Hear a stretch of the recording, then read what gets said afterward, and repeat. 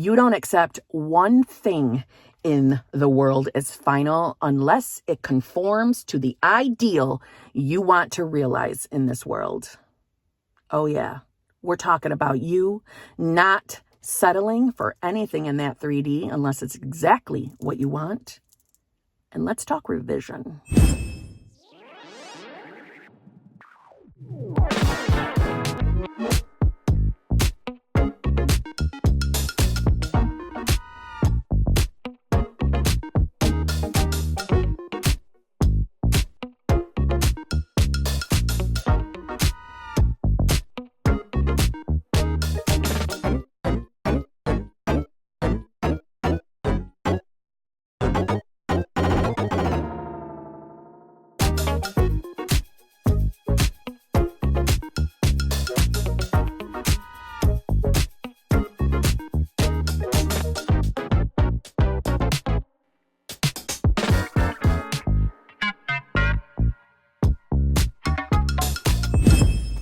Well, hello, my sexy, sassy, saucy, limitless HBICs. How you doing on this lovely morning, afternoon, or evening? How are you all? Huh? Y'all been good? Yeah? Y'all paying attention to who you are being? Who you think you are, aka what state you're in? Let's talk today, okay? Let's talk. Let's do some basic bitch first. If you need help figuring out what's going on between you and your manifestation, please feel free to email me at manifestingwithkimberly@gmail.com. All of my coaching options are in the Dropbox below. They're in the screens that just went by. I have a TikTok and an Instagram. Both are under Manifesting with Kimberly. I have now 2 channel memberships. One, it is the Hot Seat /group coaching, which is a trigger warning group. If you are triggered by other people's circumstances or other people spiraling or other people talking about their own shit, it's probably not the group for you, okay?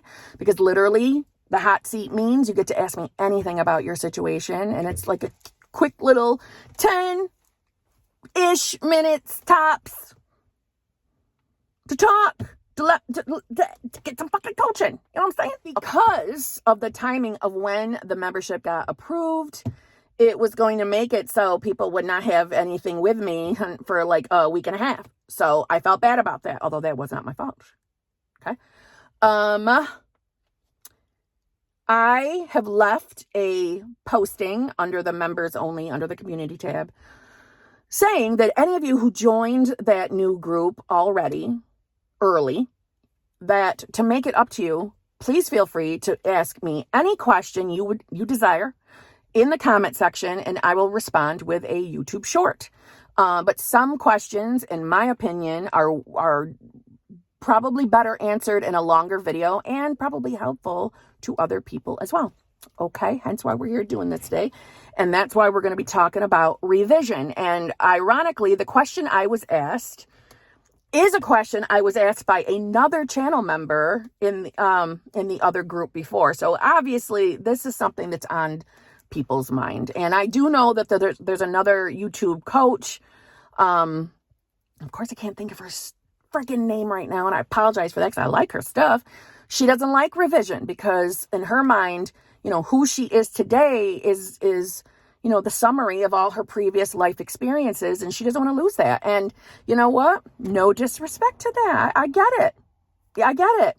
But that's not who I am. That's not how I feel. I'm with Neville on revision that, I like things playing out exactly the way I want. That feels a lot more fun to me.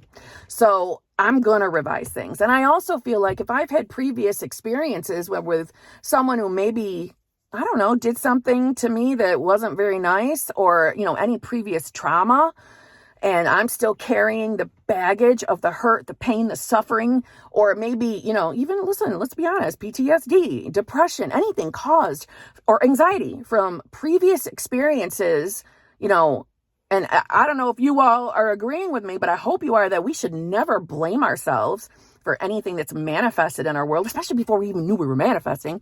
But I am someone that thinks, why do I have to walk around with feeling this way, having these responses, or maybe even still being hurt, still angry? and I didn't know any better. I didn't know I was manifesting. Frig that. I'm not letting anything have control over me. I get to decide who I am, so I'm going to revise, painful previous experiences. Now, the question that I was asked by the channel member is, okay, lately I've been looking back on things in my life that I wish had gone differently. I'm using revision and I need reassurance that I'm not limited in what I can revise and that I can still keep what I like about my current reality, even while radically changing other things in my past and present.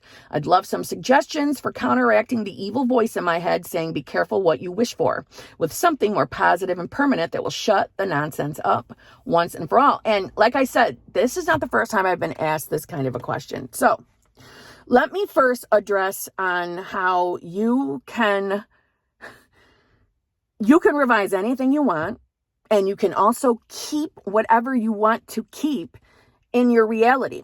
Now, I know some of you probably instantly went from, well, wait a minute, if I revise A and A caused B, C, and D to happen, but I don't mind how D ended up showing up. So I don't want that to get ruined. I like how we'll just say it's a person. I like how this person is. But if A never happened, neither did B, C, and D. I get it. But let me just say comfortably to you, you're thinking logically right now. You're thinking logically. And, as I say all the time, logic is never invited to the manifestation party because it leads us to being confused, sometimes confused to the point where we can't even believe or accept that any of this shit is possible. And I understand that because revision does sound cuckoo for Cocoa Puffs. We're standing in the thinking that we can go back in time and change shit. And I know that sounds crazy. And unfortunately, there are some people in this community who have the belief that revision doesn't change the past. It simply changes the way you feel around a scenario. And, I feel bad for them. I feel bad for them because that's what their belief is and it's what they assume, then that's going to be what they experience because your 3D will always validate who you are being or who you believe you are, aka what state you're in. But that's not true. Okay, revision doesn't change how you feel about a previous experience. It changes the experience, period. And it changes for anybody else involved. Okay, anybody else. Now, to help make you feel a little bit better that you don't have to fear of losing who you are now or losing certain things because you go back and revise things radically, let me just word it like this. You often hear me talk about states of consciousness, which is just another way of saying, who do you think you are? Okay? Because there are infinite states, which equates to infinite versions of you, which equates to infinite realities or infinite timelines. And with that reminder of time is not linear, okay? Linear time is what we limited 3D eyeballs and versions of selves, right? Our little 3D selves, we live by that time. We think time is linear, right? Because that's what makes logical sense to us. Makes life easier. But the truth is, time isn't linear, okay? And if everything is happening all at the same time, yes, then we have access to anywhere in time. And if that feels like too much for you, let me remind you that we are all one consciousness. We feel like we are separate individuals, but we are not. We are all connected to one consciousness. So we are basically changing the memory. But that memory, and this is how I'm hoping you can accept that it changes it for everyone else in the memory too. You're going back to your non-linear time moment. You're deciding, you're seeing it in a new way. And because of our one consciousness, we are able to change it for all involved. Okay? But I hope that just made sense. So may I also tell you, because there are infinite possible outcomes, which is just another way of saying infinite states, infinite versions, infinite realities, infinite timelines because of this. Of course, there is a version of you who is, I'm just going to call it, having exactly what you want. Meaning you get to keep all the juicy things that you want kept. And you get to go change the past experience. Meaning like that reality of whatever you revised is what actually happened. Meaning the revised memory is what happened. And you get to keep your current life outcome, all the little things that you want to keep and you're afraid of changing. Obviously, if there are infinite versions of ourselves, that combination, that reality combination of you keeping what you want and getting rid of what you don't, that already exists. And if it already exists, you have access to it moment by moment. You have access to every single version of yourself, every reality, every timeline. You have access to it moment by moment. In other words, we are accessing any timeline, any reality, any version of ourselves, moment by moment by our thought. That's why I word it that way, moment by moment. Because with each thought that pops into our mind, our job is not to just believe it unless we like it, right? Our job is to be the observer of our reality, okay? The observer. Because sometimes old shitty thoughts do pop up. Especially when we are in the midst of deciding who the hell we are. You see what I'm saying? When we are starting the daily habit or repetition of deciding that we are our new versions, in that process, sometimes old fucking thoughts come up. Maybe our 3D isn't exactly the way we want it yet, but it's our job to keep deciding, this is who I am now. That's an old Kim thought, right? We don't have to have that thought come up and instantly believe, okay, well, that's the truth. Or that's going to happen because I thought that. No. We get to decide that's not who I am anymore.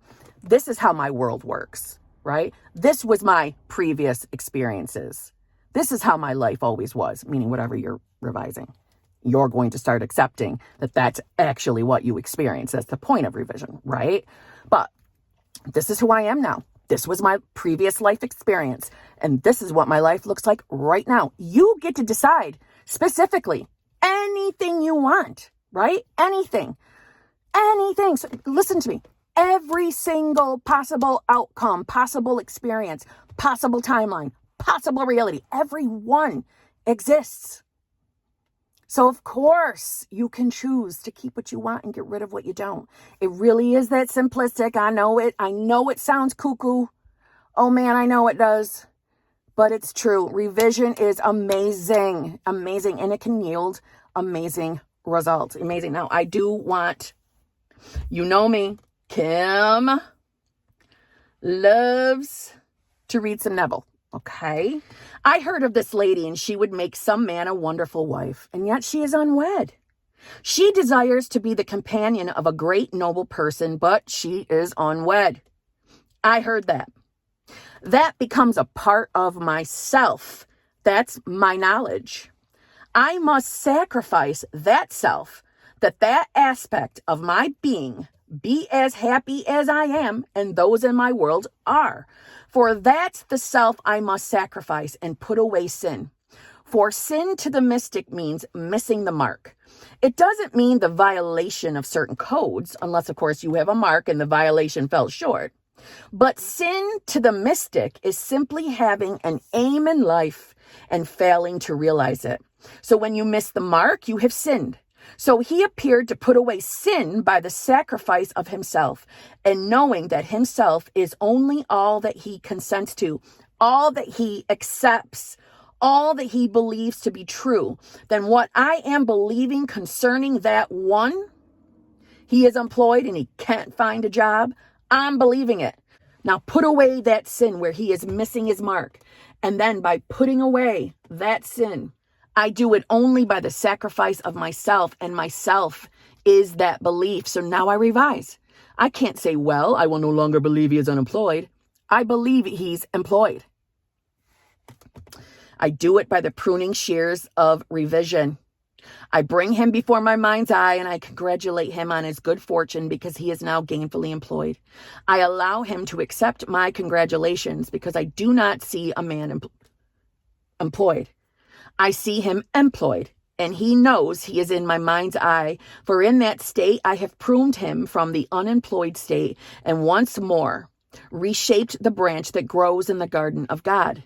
Tomorrow people will see him as they could not have seen him before the pruning that took place within me, and he will be gainfully employed. That one is unwell, you prune that branch. You don't accept one thing in the world as final unless it conforms to the ideal you want to realize in the... So just to Kim that down a little bit, he gives two different examples of when you're seeing anyone in your world. And let's use SP manifestation. And you want your specific person to be choosing you. Okay? And right now, you're experiencing a solo vacation because your SP showed up and said, yeah, I don't want to be with you anymore. I want to be with third party. So you have all that experience. And now you want to revise the moment where SP said that. And instead, we'll use it as, SP showed up that day instead and said, I'm serious about settling down. I want to marry you. Or if that's too extreme for you to believe, then have it the SP showed up and said, I've never been happier. I absolutely love our relationship. I love how we are together. Okay? Because if your desire, your aim, like he mentioned, is to be in that loving, fulfilling, committed relationship with your person, and you're remembering or continuously seeing your SP as not wanting you, that's sin. That's a sin, because you are not having your desire. You're missing the mark, right? You miss the mark with your aim. That's why with repetition, we either affirm, visualize, script, decide. That's why we do that. So we become that version of ourselves. In the moment you experienced SP declaring that they don't want you, they want somebody else, and you accepted it, right? You heard it, you reacted, you responded like any normal person would do. I would too. But we accepted it. And that's who we are in that moment. A person not having their specific person and that specific person being with someone else. That's who we are being. So when we choose to revise a situation, right, especially if we're struggling to get rid of a story of any kind, we go back and we revise this. That's you not being a sinner, right? Being a sinner is when you just accept a world or any situation, any circumstance, you just accept it to be permanent and true in the 3D, as if you can't change it. And no, you have the power to change anything with your mind through revision. Sinning is giving up on your desire. Sinning is accepting a 3D that you don't want to be in. Do you see what I'm saying? Revision can be done in a number of ways as well, whether you're visualizing, scripting, affirming, you're just telling a new story. You're just deciding the past, that's not what happened, this is. Okay, and I want to read one more part. Then rewrite the script and just imagine the conversation to have taken place that now you are rewriting for the first time. And it will take place. For everything in your world that you behold, though it appears without, it is within your imagination. And this wonderful imagination of yours is Christ Jesus. Imagination is the actual habitation of every created thing. No matter what you see in the world, it springs from your imagination. So that's where you go. That's the workshop, the garden of God. Meaning, and I don't know how else to say it, you can legitimately be, do, and have whatever you want. And in your determination to have whatever you want, if you're struggling to let go of a past memory. You're struggling out of fear that if you change that memory, your life has to change out here in a way you don't like. That's you choosing to sin because you're not having what you want. And it's you choosing to be a version of yourself that is limited by these circumstances. And they're not. You go back and revise. You're just changing that circumstance. You still get to declare who you want to be. You still get to decide who you are because you are utilizing your imagination, which is your little golden God nugget. It is your connection to Christ. It is the connection to God. If you don't believe in God, insert the word you do. That's your power. You're meant to experience all of your desires. It is sinning to not experience them. Don't think things are too big, and don't be afraid to change your past. Don't be afraid. You get to choose totally who you want to be. Any and all versions of yourself already exist. Okay, I hope that helped. If you have any other revision questions, please feel free to leave it in the comments below. Okay? And on that note, I'll probably see you tomorrow.